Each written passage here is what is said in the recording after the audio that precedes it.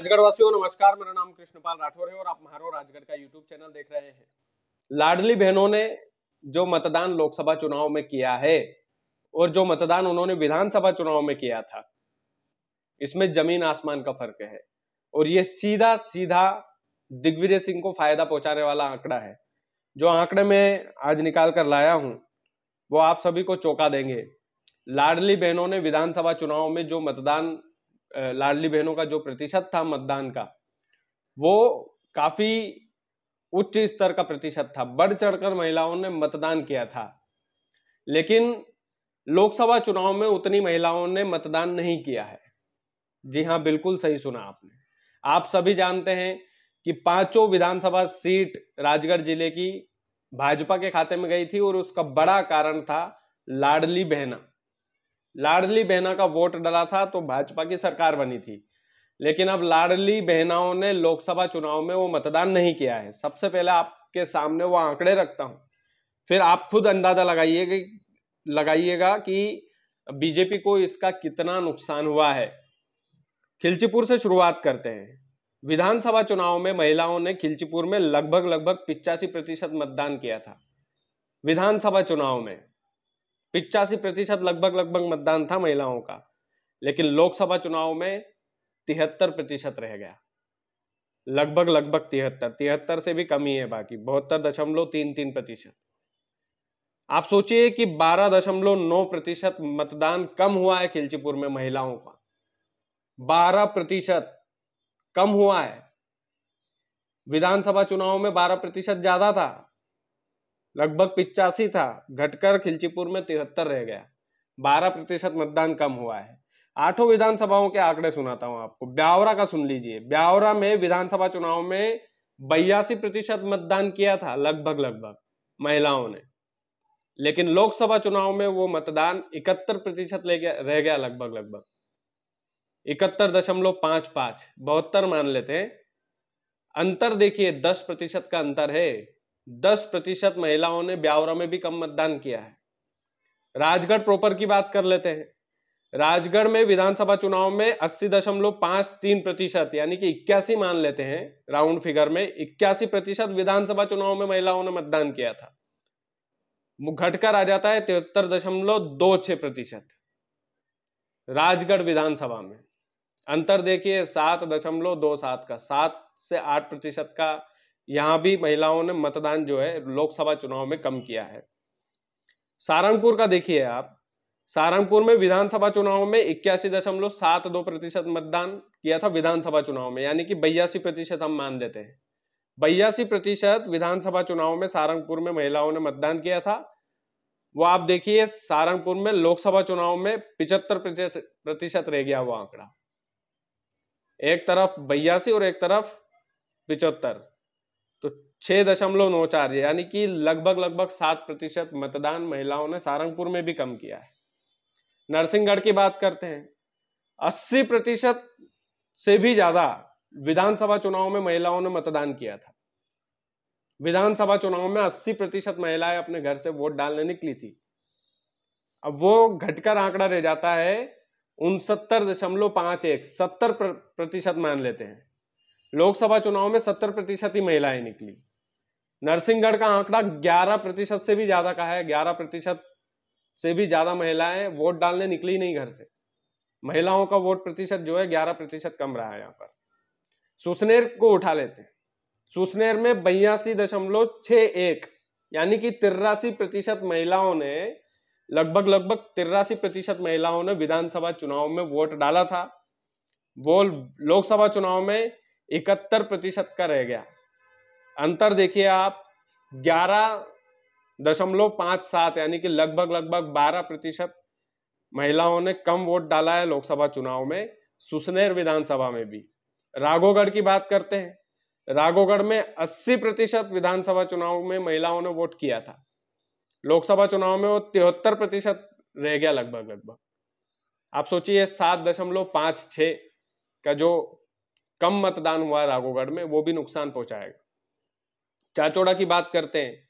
चाचौड़ा में 80% लगभग विधानसभा चुनाव में महिलाओं ने वोट किया था और लोकसभा चुनाव में वो आंकड़ा हो जाता है 69.11%, यानी कि 70% से थोड़ा कम। ये चाचोड़ा की मैं बात कर रहा हूं। अंतर देखिए, महिलाओं ने 10% से भी लगभग 11% का अंतर है। चाचोड़ा में महिलाओं ने 11% जो है मतदान कम किया। एक भी विधानसभा ऐसी नहीं है जहां विधानसभा चुनाव के कंपैरिजन में ज्यादा मतदान हुआ हो लोकसभा चुनाव में। अब लोकसभा चुनाव में ये मत प्रतिशत घटना भाजपा के लिए चिंता बढ़ाने वाला विषय है। मैं आपको इसका सीधा आंकड़ा बताता हूं। बम्पर वोटिंग हुई थी विधानसभा चुनाव में और बम्पर जीत हुई थी बीजेपी की विधानसभा चुनाव में। कारण बताया गया था लाडली बहना योजना जो निकाली थी शिवराज सिंह चौहान ने, जो पूर्व सीएम थे। शिवराज सरकार ने उस समय लाडली बहना इम्पैक्ट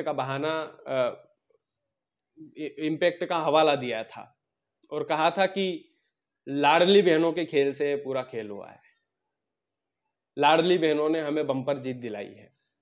अब वही आंकड़े आप सोचिए, वही आंकड़े लोकसभा चुनाव में लाडली बहना वोट डालने निकली नहीं है। 8 विधानसभा का अगर हम आंकड़ा देखें लोकसभा चुनाव में तो लगभग 7% से 11-12% तक विधानसभा वार मैंने पूरे आंकड़े आपको बताए।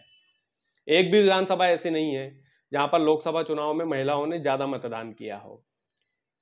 अब इसका सीधा सीधा नुकसान बीजेपी को इसलिए होने वाला है क्योंकि इन्हीं महिलाओं ने सरकार बनाई थी, इन्हीं महिलाओं ने विधानसभा चुनाव में पांचों के पांचों राजगढ़ जिले के जो विधायक है वो बिठाए थे।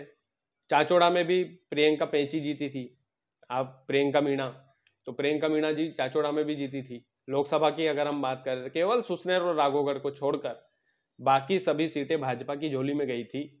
उसका एक सीधा सीधा कारण बीजेपी के ही आंकड़े बता रहे हैं कि लाडली बहना योजना का खेल हुआ है। लाडली बहनों ने घर से निकलकर वोट डाला है, वो वोट प्रतिशत घटकर लोकसभा चुनाव में घटा है वो वोट प्रतिशत। तो इसका सीधा सीधा मतलब है कि लाडली बहनों का जो प्यार है इस बार दिग्विजय सिंह के पक्ष में जा सकता है।